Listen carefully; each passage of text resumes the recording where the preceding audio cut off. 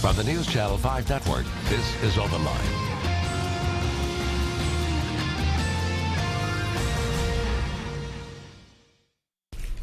Well, good evening and welcome into OpenLine. I'm Chuck Long, glad to have you along on a great October evening.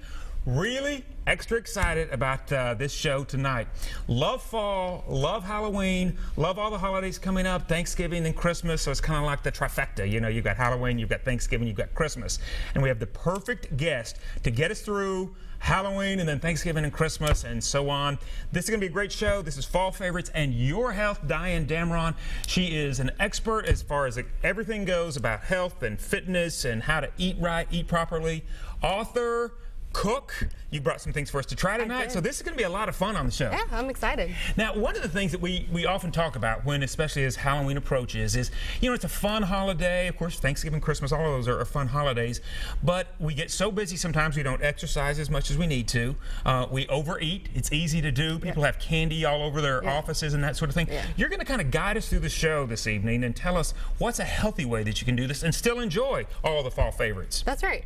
Especially starting, you know, we associate Halloween with candy, of course. That's the biggest thing. And, you know, usually we'll start buying Halloween candy, opening the boxes and wrappers and everything and getting them out. But, you know, really kind of focusing on, tonight we'll focus on how to maybe get in some healthier choices and limiting the candy, especially, you know, you want to start off on the right foot. Like you mentioned, Halloween starts off and then you've got the holiday season, and you know that's probably not going to be some of the best choices there either. So you want to make the best possible start, especially for kids, because Halloween is a lot about kids. Right. And trying to focus on, you know, Halloween and the fall, and also in the fall, more adults, everybody's into pumpkin spice now. So, you know, there's just so much, this deluge of sugar. Right, yeah, absolutely. And if you have any questions, as always, this is your forum. That's what we love about this show. Call in, tweet us. Of course, our number is 737-7587. Anytime through the next hour, 737-7587 plus. And if you have any questions about what are some of the best diet choices that you can make, or some of the better choices that you can make, whether or not it's with food, whether or not it's with health. Dyan's also the author of Don't Diet, Live It, which is a great book, and we're also going to tell you where you can find her. She's going to be signing the book coming up in Franklin at the big Pumpkin Fest. That's right. So that's going to be a lot of fun. Yeah.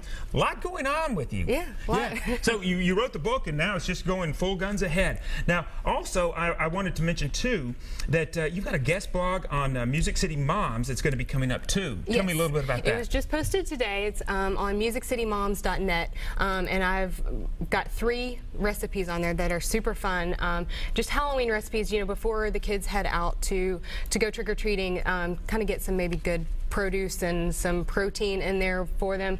And I've done 3 recipes, if we can show the photos. One for the jack-o'-lantern rice balls, and it's basic. That's the deviled egg eyeballs. Those are fun. Now, yes. you created these, and this is a great fun event. Believe me, I have an engineering degree, and I'm not an artist at all. And I did those all by myself. So, and basically all it is just deviled eggs, but you use a little bit of blue food coloring. You could also use avocados instead of, you know, just to kind of have something different for the kids. And this gets really good protein into the kids. And this is my jack-o'-lantern rice balls. And that's really fun. Yeah.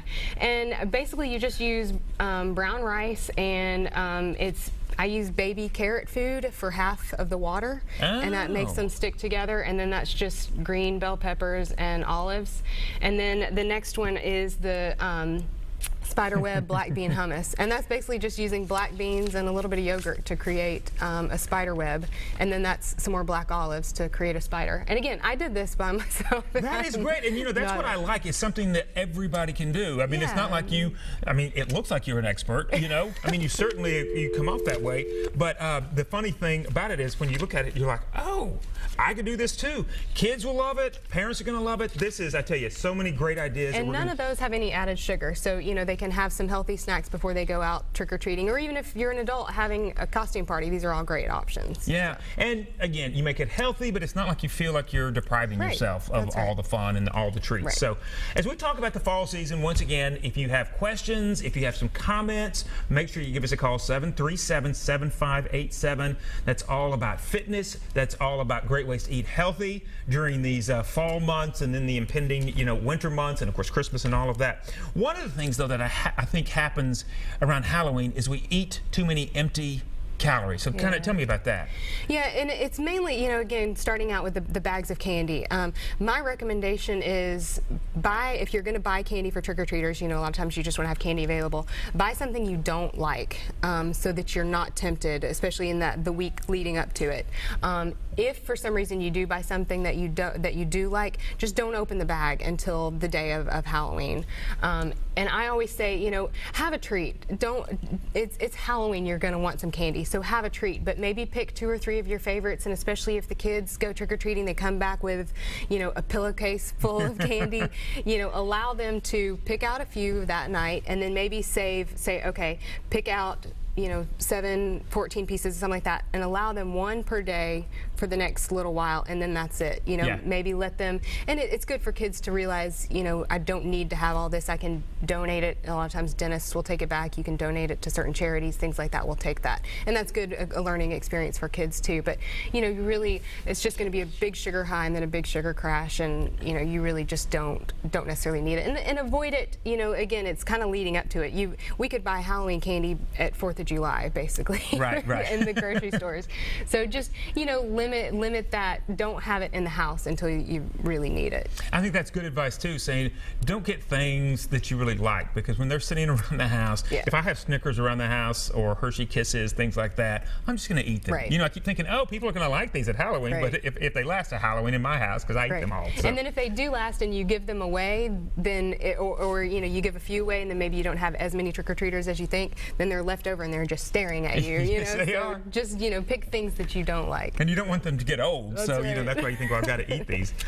Also, but I like one of your other philosophies. Allow 3 or 4 pieces of candy on Halloween night, so that it's not a huge, you know, you're not going overboard, but you're enjoying it, and you're thinking, I'm not going to deprive myself, but I'm going to enjoy this, but not going to feel like, you know, terrible the next day. Right, and pick your favorites. You know, those 3 or 4 pieces, make sure they're ones that you enjoy and you're not just eating something, you know, if you don't like Snickers or whatever, don't eat that. You know, choose the Junior Mints or whatever, choose whatever it is that you like, and allow those 3 or 4 pieces that night, and then that's it. Yeah. Now, as we're talking about health and nutrition and ways to stay in shape during the holidays and that sort of thing, let's talk a little bit about your book, though. Don't Diet, Live It. So for someone who is just now tuning in and has not read your book, kind of what's the message in that book? The message is really that, don't diet, live it. A lot of times a diet can be very temporary. It makes you feel like when you're dieting, there's an end point. And my philosophy is to, you know, a healthier lifestyle, healthier living. And what my book is a year, there's 1 chapter per month of the entire year. And each chapter has my personal stories. I lost 50 pounds when I was in college. And before I did that, I tried lots of diets. I tried certain things. They just didn't work. I would lose a few pounds and then gain more back.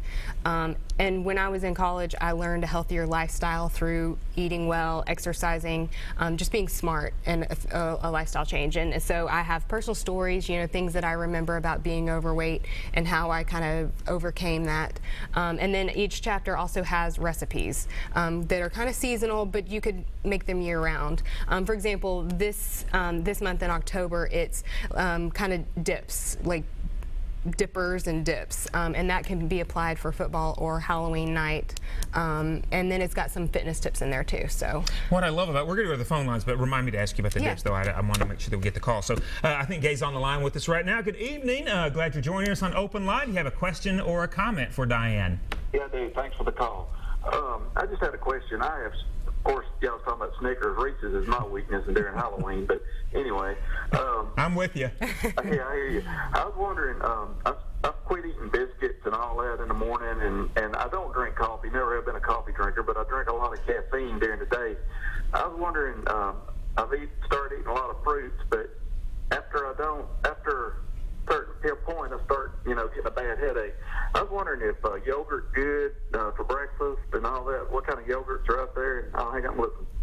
Yes, yogurt is a very good choice, and there's a new recommendation. It used to be the food pyramid, which was super confusing and nobody really understood it, and now they've got the food plate, and I love it. I kind of started applying this to my clients a long time ago. Basically, you draw a circle, and you want basically half of it to be produce, and this is very good for breakfast, but any snack, any meal of the day. The big circle of your plate should be produce, and that's fruit or vegetables, anything like that. And then a small, like a quarter of it, should be a protein. And protein is very, very important whenever you have any meal, because that keeps you fuller longer. And then the other half should be like a whole grain. So, for example, a good morning breakfast would maybe be, think the opposite of cereal. So like you have a big bowl of maybe Greek, and I always go Greek. Greek yogurt is the best. It's going to have twice the protein and half the sugar as conventional yogurt. And then maybe sprinkle on some whole grain cereal instead of the other way around, and maybe kind of make a little parfait, and then you could put some fruit on top of that, which would make a good breakfast. Another good breakfast would be, which I love it, is what I kind of call an Elvis breakfast, where you take a whole grain tortilla, spread a little bit of peanut butter on it, and then slice a banana and just roll it up, and it's like a handheld breakfast that you can have in the car. So that sounds great. And that always gets your protein and your produce and your whole grains in there. So that's the nice thing about it. So thanks so much for calling in. We really appreciate it. Great question, and go ahead and have a little Reese's if you want, just one or two. Make the little mini ones. Yeah, exactly. All right, we're going to take a short break. When we come back, though, more with Dyan Damron. We're talking about fall foods. We're talking about fall health. You want to get your calls in, 737-7587. We'll be right back after this.